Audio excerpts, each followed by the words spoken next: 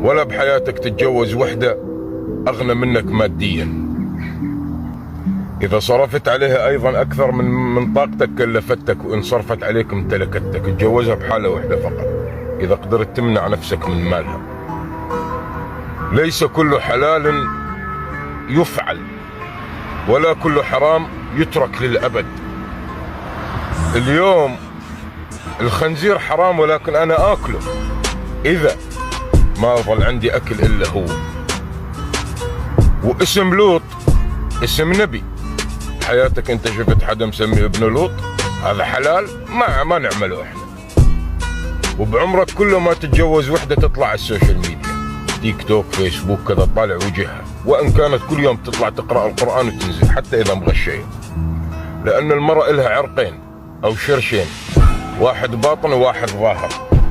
اما الظاهر هي دائما بدها تظهر لك الادب، اما الباطن يا ستار ويا لطيف منه.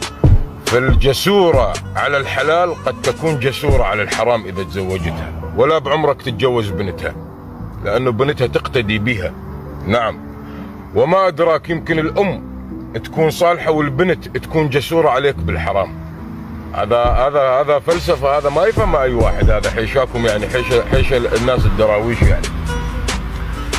الدنيا هاي شايفينها، هالدنيا هاي وبعمرك كله لا تفكر مشكلة تنتهي بالمصاري أبدا، بالفلوس يعني أبدا. لأنه الزمن والآفات تجي ضرباتها معنوية، ما تجي ضرباتها مادية.